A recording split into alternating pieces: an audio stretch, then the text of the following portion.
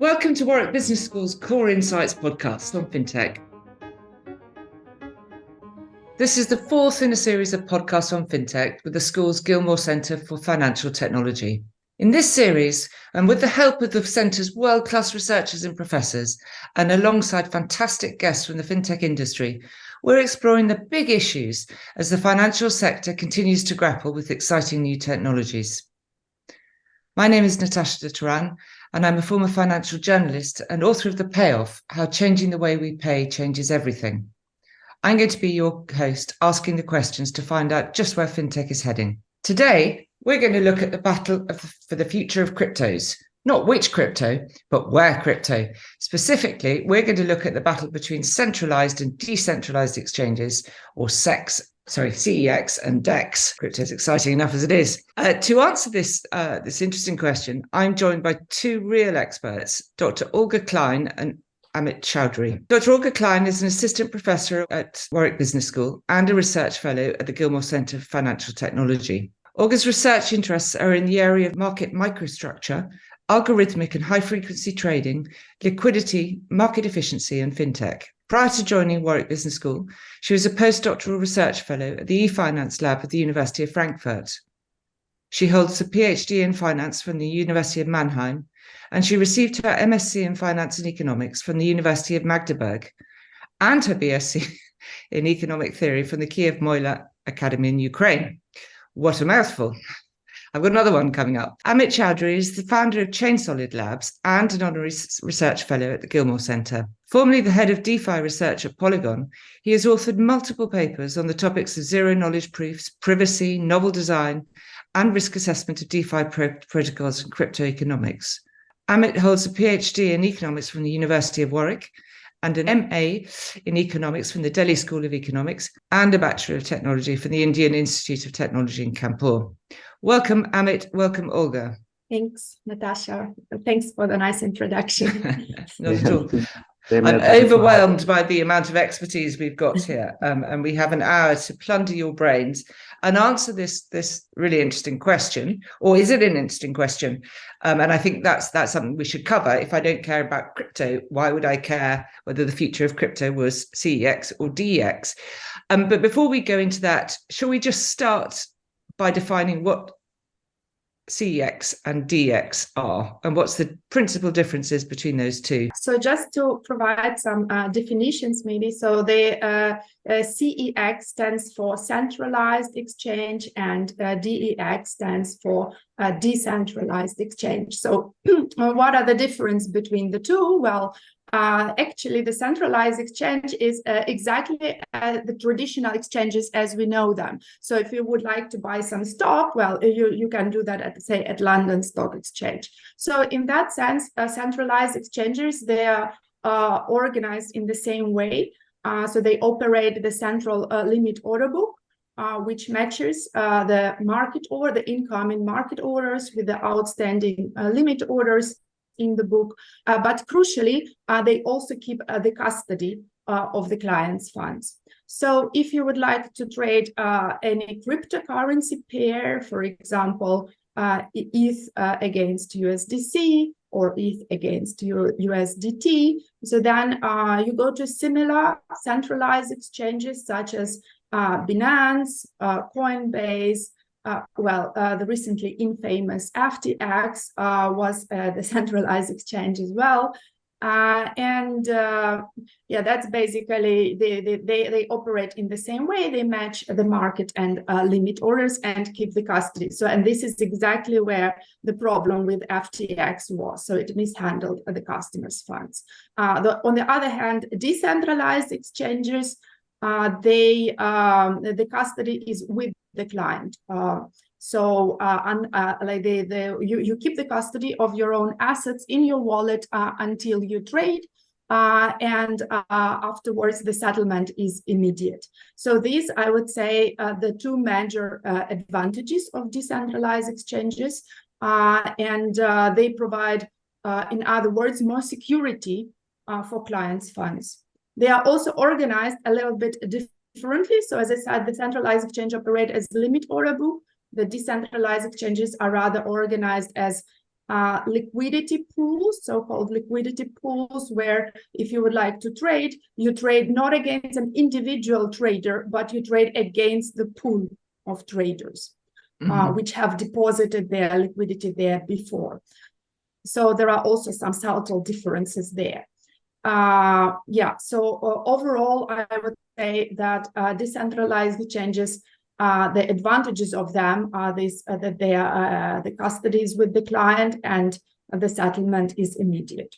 So I would say this is from me, everything from me for the introduction. So a lot of promise in your view, in your eyes, Olga. Amit, would you have anything to add to that? That was a great summary. So as you said, like, you know, my thing is in the intersection academic research versus the industry and what's happening now. And Olga has been rightly said that there is one very critical data point, and rather data points, like the fall of FTX. If you look at that same time frame, and then you look at what was happening on centralized exchanges and what was happening on decentralized exchanges. So what we see at that point of time, when there is a fall in centralized institutions, actually people care about decentralization or the self-custody more. So on the decentralized exchanges, the activity increased multifold. And by multifold, I mean, like, you know, multiple billions of dollars. And that's so it's kind of you know, what in a summary, what you can say, the value of decentralized exchanges is the kind of alternate solution towards a centralized authority governing your large scale funds. It can be government, it can be private institutions, and we have known in the history that private institutions, unregulated institutions, cross-border institutions are very fragile in terms of ownership structures, who keeps the fund, how do you recover the fund, and these all the things which decentralized exchanges solve. In clear kind of you know, analogy, you can think of it as you know, a saving pot which we used to, you know, deposit our coins in a piggy bank kind of a thing in our thing. Like once there is a small slot in that piggy bank and you deposit your coin in that piggy bank, nobody else is allowed to touch that. No central authority. It's only the owner which holds it custody. You know, if you hold those accounts and other people can trade that account based on the pool mechanism. The design is very technical, but the fundamental principle is that the decentralized exchanges are something, they provide something exceptionally divergent and especially beneficial terms in terms of custody. And we will come to the design later, what are the pros and cons. But of course, these are the major advantages. No intermediary, self-custody, you are ownership of your own fund. And most importantly, there is a seamless transition of your trading thing. Like once you, like suppose Olga mentioned one London Stock Exchange, NYSE, we deal with settlement time, right? T+1, T+2, T+3. You have to wait for actually your traded asset to be in your account for a sufficient amount of time. Then only you can claim ownership. In decentralized exchanges, it's near instantaneous when you compare to those days. Like it takes some time, and you know, and blockchain things are sometimes slower, faster, depending on, you know, the technology involved, but it is substantially lower. It's definitely not days, it's definitely not hours, it's in seconds. Yes. Can I just go back to your comment about the sort of central authority and the you know, that you have self-custody and therefore you have no reason to worry about trusting anybody else because you have your assets.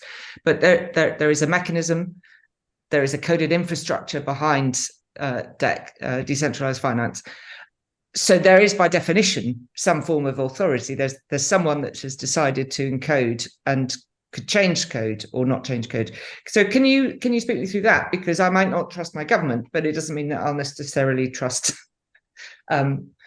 somebody else, or maybe I'm not thrilled with the London Stock Exchange, but at least I know where it is and who I can complain to and how it's regulated. So how is that replicated in the DEX sphere? I think it's one of the most pressing questions, and that's one of the primary what do you say friction in terms of large institutions coming up and trusting a piece of code, as you said, right? It's a debate in which we trust a smart contract or a written piece of logic, and who has written that logic, who has the permission to change that logic. So we can break this down into this one of the friction of like design kind of a principle of a blockchain itself, or a digital ledger itself. So right now how it works is that these contracts or the mechanism or the logics are non-upgradable. That means no one would be able to change it, right? No matter what. No matter what, they are immutable, because that's the nature of the blockchain, is that once you write something on the blockchain, and under certain mathematical constructs, if and cryptographic nativeness, if everybody agrees this is the truth of the world, it cannot be changed ever, unless the system goes down. So the same thing holds with the logic. If you write a plus b is equal to c, it's gonna be there forever. If you enter a plus b, it's always gonna give you c. And this is kind of a mathematical construct which is always gonna be true. The issue is that it's not always true in practice, because these are like, humans created the code, and the code has the security vulnerability, all the security issues. So there are certain ways in which teams have created this a governance mechanism, or a democratic governance mechanism. For example, if I operate a decentralized exchanges, and one of the biggest example of operation of a decentralized exchange is Uniswap, PanSwap, like the large ones, right? And if they only upgrade their protocol when enough security measures have been taken place, and when the code is in the place, there is a governance mechanism. That means a very democratic setup in which people discuss, deliberate, just like it happens in a shareholding kind of a meeting in the board and something like that, but it's very democratized. And then those are the things which manage that piece of a code. So it's you can say it's a governance is there, but it's a collective responsibilities, and some people manage that. But that's a governance part, I think. But that is also a friction in the sense, I'll just why that's a friction, because democracy is pretty messy, as we're seeing the world over. Democracy is pretty messy in the sense, like it's like if I am trading engine, a kind of a stock exchange, a large stock exchange, I have two options. Either I can trust already present democratic system, like for example Uniswap, right, and start trading, and helping them and our trades on the decentralized exchanges. Or the second option, which people are also mulling, is that why don't we incorporate the technology, the Uniswap technology? It's kind of becoming open source day by day. It's like all research is open source. You can design your own system and try to emulate the same thing, which your own governing principles, with your own corporate structure, which your own use cases on your a separate system. But that has its pros and cons, like fragmented liquidity versus all. But there are what I'm trying to say is that it's an evolving field, and this trusting code versus trusting a single person, there is a huge debate. But in our recent history of democratization of human civilization, we have figured out certain mechanisms, like that we are kind of sure, and people agree that democracy works, and ownership structure works in terms of these kind of things, and then it's a very good mechanism to implement these in decentralized exchanges. Okay, I just want to pull back from the weeds a moment, and you mentioned tokenization and smart contracts there. There are many people that might be listening to this podcast that haven't dabbled in crypto and have no interest in dabbling in crypto. And should they care about the battle, Olga, between CEX and CEX and DEX? And if so, why so? Is this a battle about more than crypto? I would say it's more than crypto, definitely, because there are lots of talks on so-called tokenization. And what it means, it's nothing else than just representing the existing assets already, like financial, but also real assets in the economy in the digital form and bringing them on the blockchain or on these distributed ledgers. So what I mean by financial assets, I mean, these are stocks, bonds, these are commodities like gold. It might also be real estate in the future, right? Or so money. So it is, yes, and definitely like cash. So it's going much more than crypto. We are talking here about like bringing all trading on the decentralized exchanges potentially in the future, yeah, and we are going probably talk about challenges later on, but in terms like what is, again, like to illustrate, to give an illustrative example of tokenization is so this is these are all like tokens, yeah, and the tokens themselves can be traded on the blockchain, whereas the custody of the assets, like these are real world assets, so they will be still with custodians. And this is same as if you want to start, say, playing poker. To play poker, you don't put cash on the table, yeah, you put the poker chips, so which you have previously bought for cash. Casino. So I didn't know but I mean the example here to illustrate is that this poker chip, this is the token, yes, whereas the real asset, the cash, is with the custodian, like with whoever has sold you this poker chip. So, and this is the same then. So the tokens on the blockchain, they will be just this digital form of representation of the real assets, basically. So we won't do away with the custody function. Well, you will be keeping, I assume, the custody of the tokens, but there will be some custodians in the real world, that would hold the assets. So, but this is like, I would say, way far into the future. So crypto is really being the test ground and the development ground for this new form of finance. Exactly. Yeah. So I would like to make the point that all this, so very often people, when they hear, like, for them, blockchain and Bitcoin is the same thing, or like blockchain and Ether, or like crypto is equal to blockchain. So, but there are two different layers here. So one is technology layer, which is the blockchain or this distributed ledger technology itself. And the smart contracts and everything. So with this, we can trade basically anything. Yeah. So this is going about this optimal design of trading platforms in the future. Yeah. And the other thing is what we are going to trade. So currently, yeah, only crypto pairs are traded. So which are these cryptocurrencies like Bitcoin, Ether, and so on. But in the future, so these design, yes, will allow for trading potentially of all assets. What developments do we need to see come about before this is a reality? So about especially like let's focus like a general framework for DEXs, the friction in the DEXs, what do they need? Where are we stuck?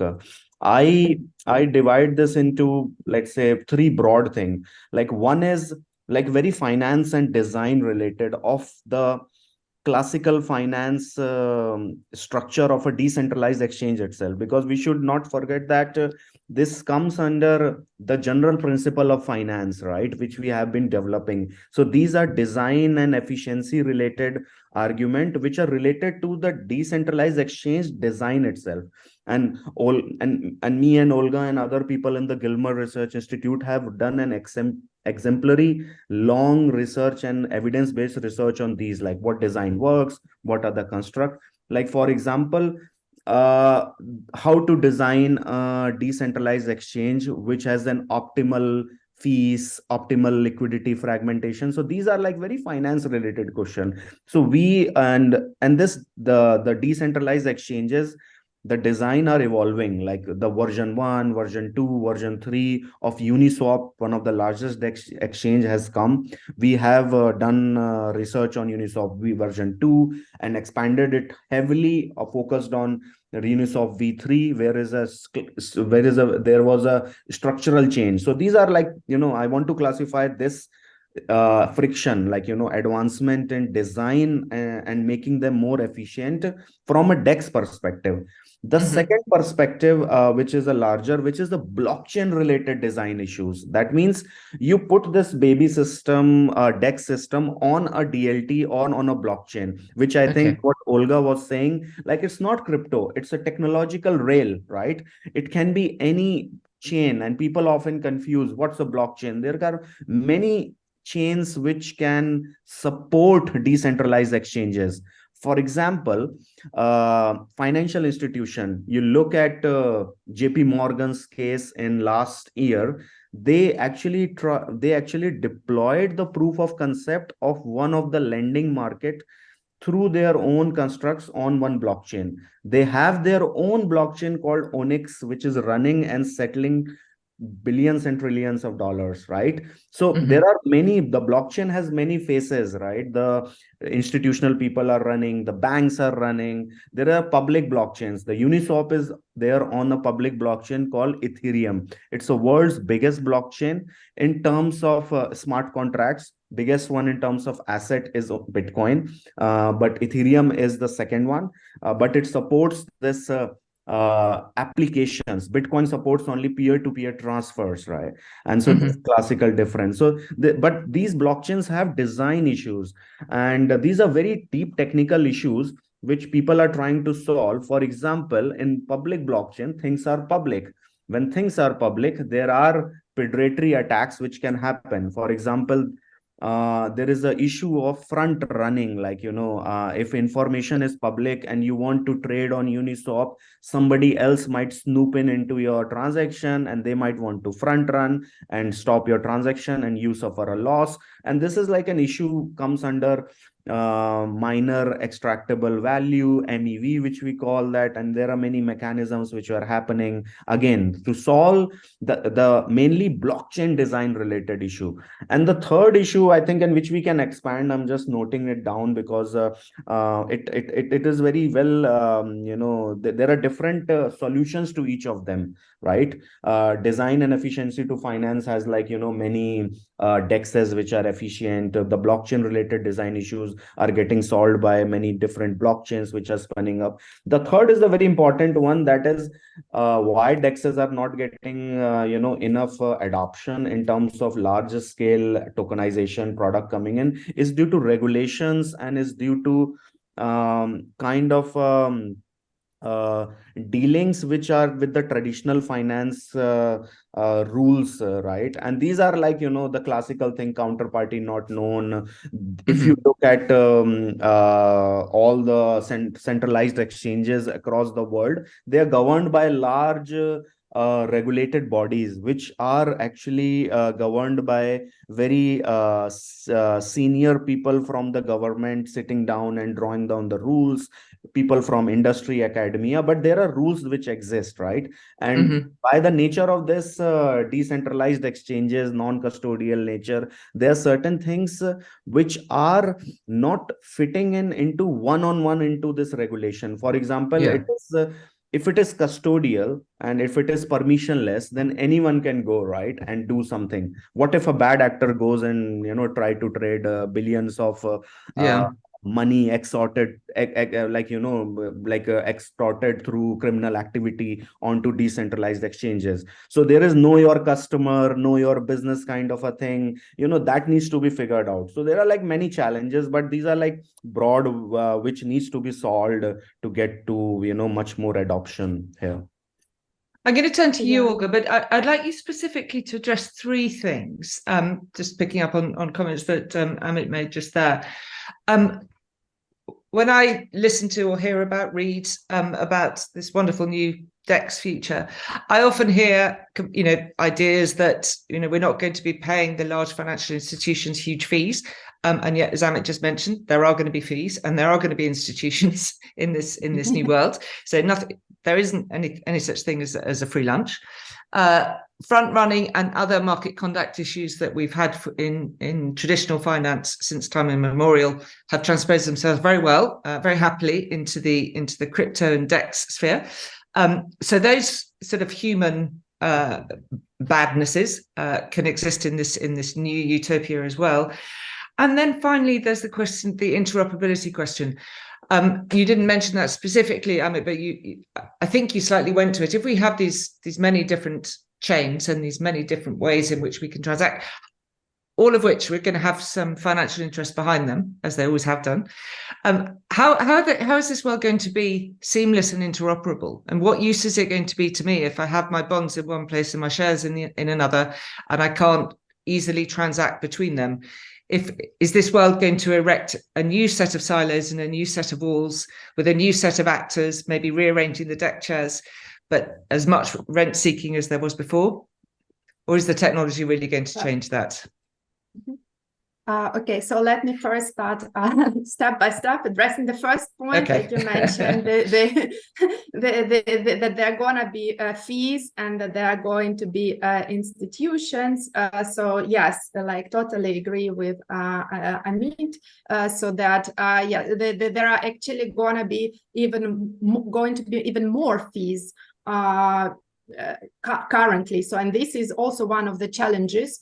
Why the DEX DEXs are not adopted so widely yet, because you not only pay for the trade. If you would like to trade, well, obviously you need to pay the exchange fee, which goes to the person who provides liquidity to you. On say on Uniswap, but on top of that, you need to pay the so-called gas fees. You need to pay them for all transactions that are to be recorded on blockchain. So not only for decentralized exchanges, if you do any peer-to-peer payments, do some borrowing lending in DeFi lending protocols, anything you do, any transaction, you have to pay the gas fee that goes completely to the third party, which is not associated with the decentralized exchange, the so-called validators, or previously they were called miners in the Bitcoin. Olga, is there transparency and predictability around those fees, or is that something that I only find out when I come to transact? Yeah, so that's so basically the higher the gas fee that you pay, so you're gonna get the in front of the queue. Yeah, so the validator is who is validating the current block, so he is in the position to order the transactions within that block.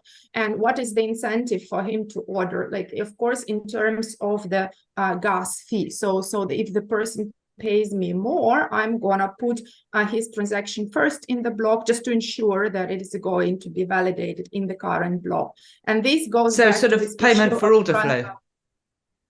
Payment for, yeah, basically, if you want to ensure that your transaction goes through in the current block, which is especially, as Amit mentioned, for front running, yeah, so then you'd better assign it a high gas fee.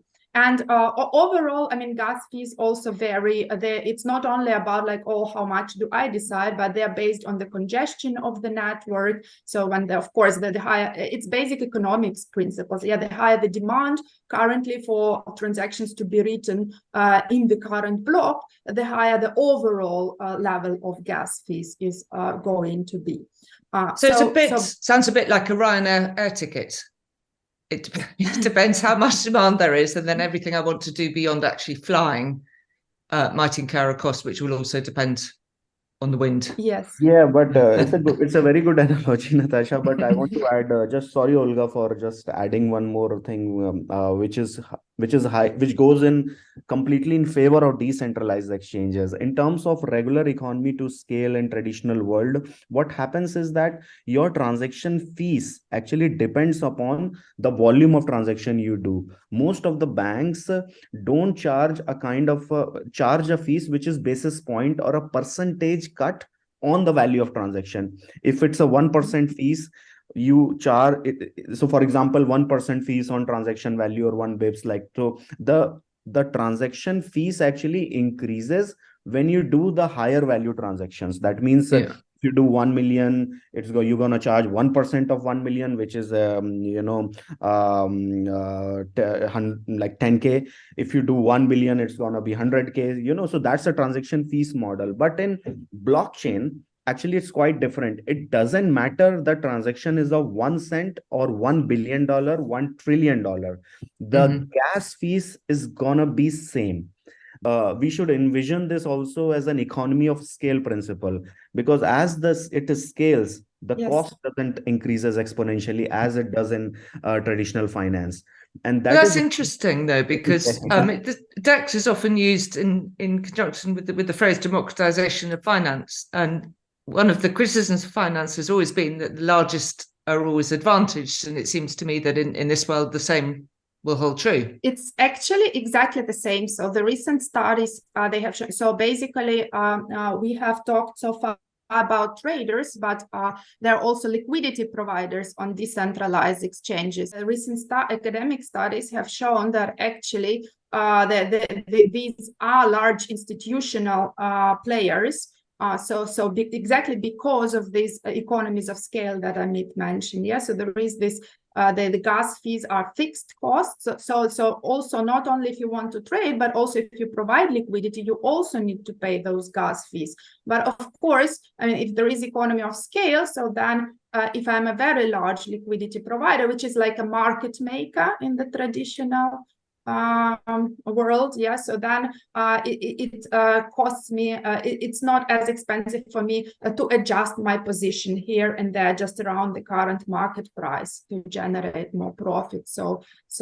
And that's exactly like what has been shown, that in the low fee pools, so the liquidity providers are relatively large players. So not so much change then from where we are now. No, let me again say, because I've been in the favor of these. It's actually a significant change if you look like if you look at the holistic solution. Point number one, there is an economy of scale. But now, if you look at the blockchain world, I explained to you there are blockchain related design issues, and there are many blockchains. So if there is a large trade happening, for large trade to happen, you need larger security guarantees, right? And to provide the larger security guarantee, you generally are willing to pay higher amount of fees, right? In terms of making sure that you are given ample security guarantee. Whereas if you are doing a smaller trade, you can go to another blockchain, which is cheaper and much more cheaper, maybe 100 times cheaper. And that actually happens in the blockchain world. There is Ethereum sometimes, which provides like a battle tested security guarantees. And there are other proof of stake chains, which generally have not as high security guarantee as Ethereum, but their gas fees are 1/100 of Ethereum sometime, or 1 by like 50th time less than of Ethereum. So a lot of people, the small traders actually have an opportunity to go to these economic systems and try to trade them. And they are so they are becoming efficient, because it's a two-side market. Remember, there is a large institutional people who can actually do lot of billions of millions of dollars of trading now and then, like they do it in mid-frequency trading onto this higher exchange, because they can pay certain gas fees. And there are other people who are like a small ticket size, which they will never get an opportunity to go to be a market maker on London Stock Exchange, New York Exchange, they can go to these systems and also provide the liquidity with a smaller fees. You see, so it's a system which is, of course, had its pros and cons, but it at least give a possibilities in the future to, you know, be more democratized, be more efficient, or as efficient as the system. Yeah, that's what I wanted to say.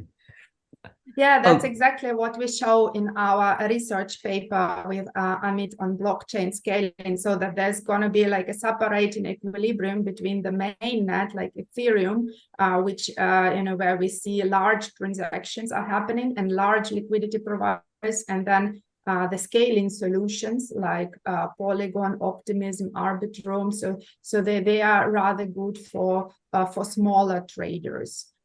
So because, we show that liquidity is more concentrated around the current price there, and therefore for smaller traders, the slippage is lower and the gas fees are lower. So for small traders, they would rather go to the scaling solutions. But the scaling solutions, as of now, they are slightly less secure than the Ethereum mainnet. And the larger traders, they would still go, and large liquidity providers would go to the Ethereum, which is the most secure one. So we still need some developments there. I should say at this point that the paper that Olga and I have been referring to will be linked in the show notes. So anyone that's interested can go there and read it. Can I ask you, maybe starting with Olga this time, in terms of this moving forward, what is the biggest challenge, do you think, or the most urgent challenge to solve? Is it a technological one? Is it a cooperative one? We have lots of different efforts happening in competition, maybe in concert, maybe in collaboration with each other. I mean, obviously through centres such as the Gillmore, hopefully it's more collaborative, but out there in the Wild West, it's probably more competitive. Is it governance? And what will allow people, institutions like Amit's former employer, JP Morgan, to really become a sort of player in this space, or indeed be put out of business by players in this space, should that be the eventuality? I guess so. There are some currently, of course, some technological issues such as scalability issue. Yeah, so to make it technologically possible. But I think then one of the major issues that actually Amit had mentioned previously as well is the regulation part of it, because as long as there is no regulation from the regulation body, then there is less trust, let's say, in the system, and to increase the levels of trust, you will need the decentralized finance to be potentially like regulated. And so currently the regulators in the UK, they are thinking of regulating cryptos. In EU, there is already market in crypto assets regulation.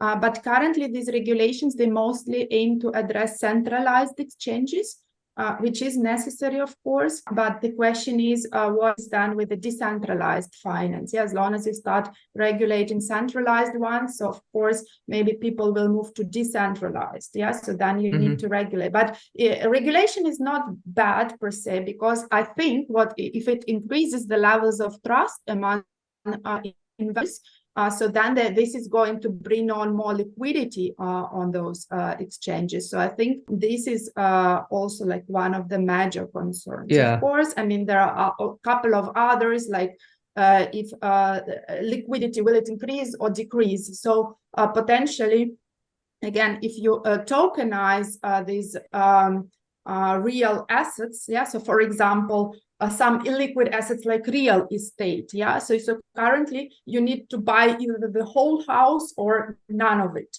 but if you are able to tokenize it, it allows for fractional ownership, so you can have actually just a portion of that house, and it all becomes then tradable as tokens on blockchain. So this might bring more liquidity for less liquid assets. On the other hand, for those assets which are already liquid, I mean, the liquidity might be fragmented between traditional exchanges and decentralized exchanges, so at least in the transition period. So all these issues. So quite a lot. I want to come back to the scalability question, but just on the regulation side, once decentralized finance is regulated, how decentralized is it?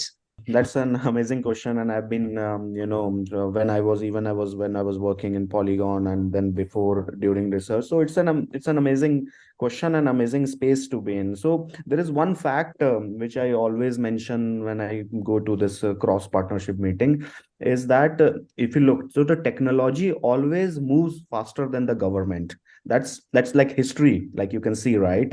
So what we are Probably just as well, to be honest. But So, and what we are dealing is in here is that the blockchain technology, the decentralized technology has been moving very, very fast.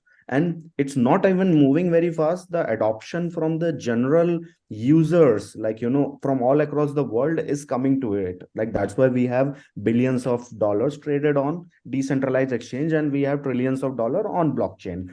So this is the fact. So government, in terms of regulation, they need to make sure that the paradigm of them, the regulation paradigm of them, is suited for the technology of the future. And that is why the centers like Gillmore Institute of Financial Technology, where there are experts who know both sides of the world, right? Policy making, as well as the technology, as well as the research. There has to be a consensus, or there has to be a deliberation kind of an exercise where everything goes in tandem. Because my worry is that if you regulate the decentralized exchanges of now, that means Uniswap, V3, or these now things, the technology under the hood is developing so fast that this regulation will again become kind of a stale, that again they would be like, this is not happening, this is not regulated. The good example of that is, like, we have now moved into the world of hyper scaling is going to be reality in next 5 years, with the same set of security, because of many cryptographic improvement in the world, like zero knowledge proof, for example, Polygon and others, which Olga has mentioned, like many other. To get back to the question, so you're saying that you can't regulate the technology itself, which I think most regulators would probably agree with in the financial sector. Yeah. So what do you regulate?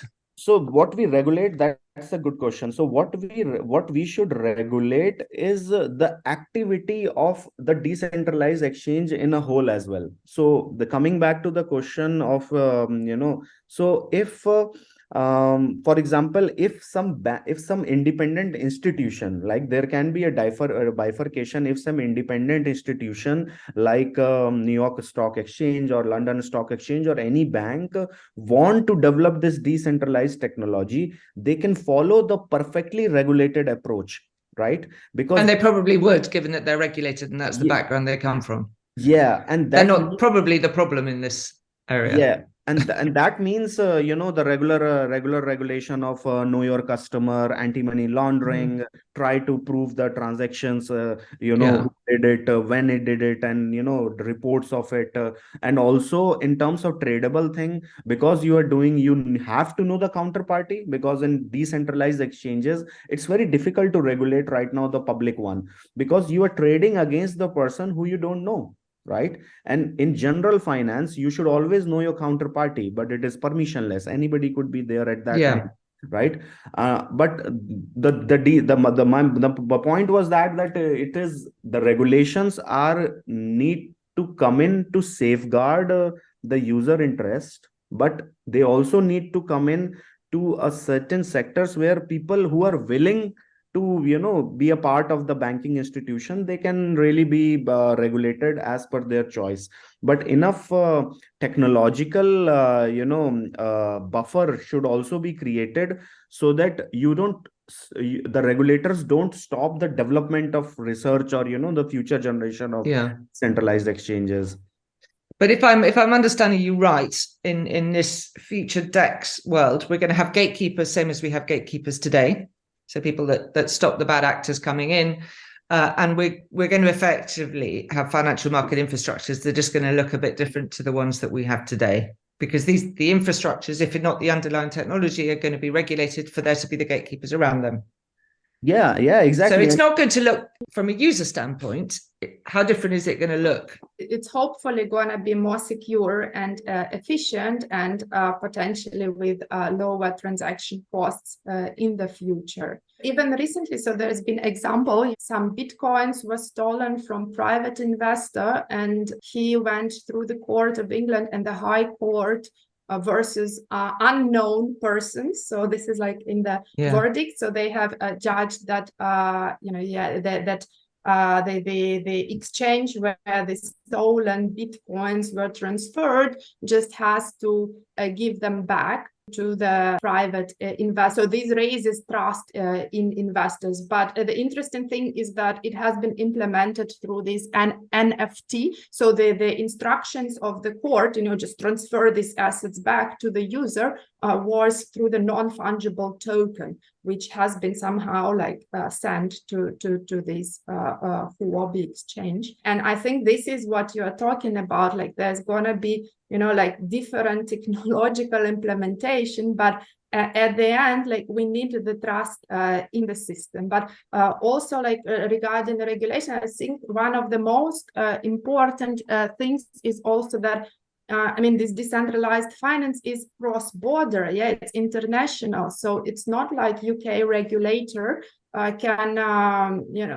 yes, they can impose regulations in the UK, but unless other regulators at the same time impose the same regulation, the activity is going out of the UK for a while. So there has to be, so to say, international consensus of regulators. So the regulation, especially of decentralized or blockchain-based finance, needs to be done on international level or in international cooperation, and this is gonna be not so easy, probably. Not so easy, no. I mean, if it was easy, maybe a few years ago, it's got considerably less so today. But I think anyone that's lived through the last 20 years of finance has seen quite how difficult international cooperation and regulation is, and with good reasons. We all argue about money, and we all have different laws and different ambitions and different public policy priorities. So I think that one's going to be difficult. One thing you two haven't mentioned, and we've discussed it a few times on these podcasts, and some, including those behind some of them, the purported ones, would say that you need a CBDC in order to stimulate this tokenized smart contract, decentralized or not decentralized future. Is that something you agree with? Do we need a form of tokenized central bank money? It will help, and it will help dramatically and drastically. The reason is that why dramatic?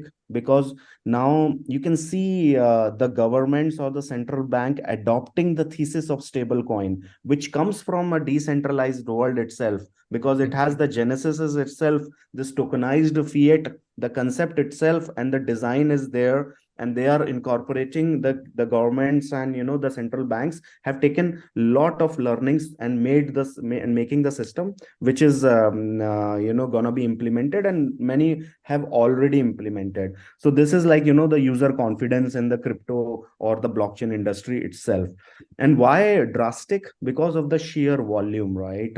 When we are dealing with the fiat currency of the nation itself, right, the denominated currency, and it comes on certain form of digital tokenization, it will give the huge liquidity boost in the crypto world itself, because simultaneously governments or the central bank are also thinking about how people will use the central bank digital currencies, and one of the best use case of them is putting it on those payment infrastructure which is already there, because they are blockchain friendly tokens, right? They're gonna be blockchain friendly tokens. You can make them more friendly, and here comes your question about interoperability, because you can transfer the digital pound, and in the future you can transfer it to multiple ecosystems, even to the multiple governments or multiple central banks currency exchanges. So it opens up a huge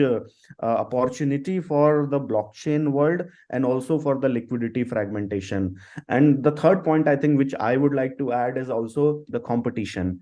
because then I am a great believer of regulation by competition rather than regulation by making more monopolized entities.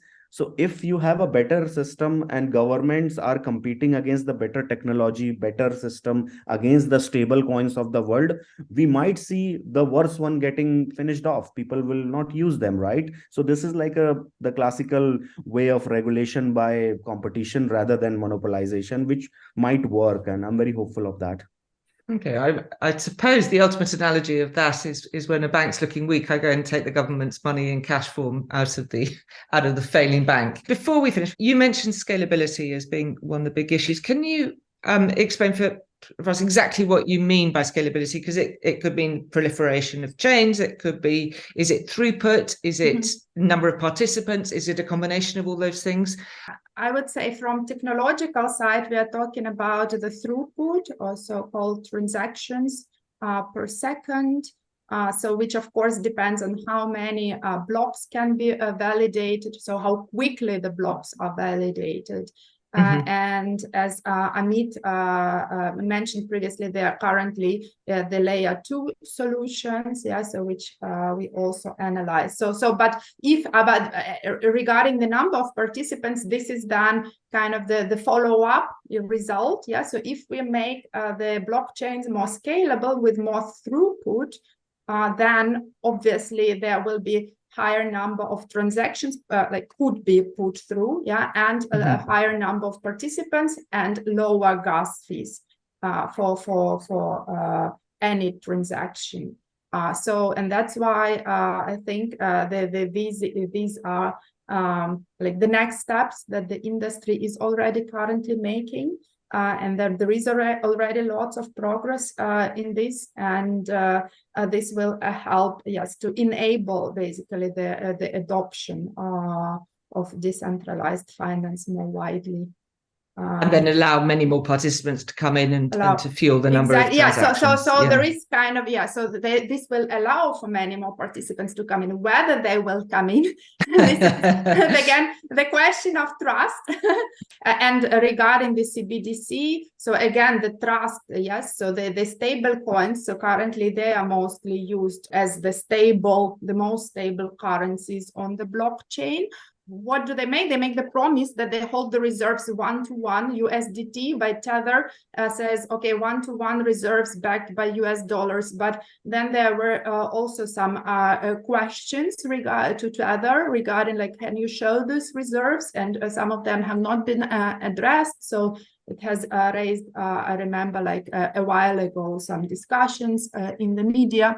Then there was the interesting for me is that when there was the collapse of Silicon Valley Bank, which you would think doesn't have to do anything, but as it turned out, USDC, which is issued by Circle, held some of their reserves there in Silicon Valley Bank. So in this sense, the collapse of the traditional finance systems led to the volatility of a bit like lack of trust in USDC, which they've been addressing very quickly. And I remember just over the weekend, they have shown they've got enough reserves. But I mean, again, the issues of stablecoins, they always have to show and to prove that they've got enough reserves, which would not be the issue with CBDC. I'm afraid that's all we've got time for, but the work you guys are doing is incredibly interesting, even for those of us that aren't sort of swept away by the lure of crypto. This work that you're doing in the DEX CEX area, I keep on wanting to say CEX, and I know I shouldn't. It is fascinating. Olga, Amit, thank you very, very much indeed. Thank you for coming. Please come back again. To the audience and those that are listening, thank you for joining this Core Insights episode, which was brought to you by the Gillmore Centre for Financial Technology at Warwick Business School. I will be back with another episode exploring the big issues in fintech. So if you want to keep up to date with the latest research, thinking and issues in fintech, including those discussed in this podcast today, be sure to sign up to the Core Insights newsletter, which will deliver all the analysis you need direct to your inbox. A link will be in the episode's notes, together with more reading material from Amit and Olga. Finally, subscribe to this Core Insights podcast so you don't miss the next episode in the FinTech series, brought to you by Warwick Business School's Gillmore Centre for Financial Technology. Thank you for listening.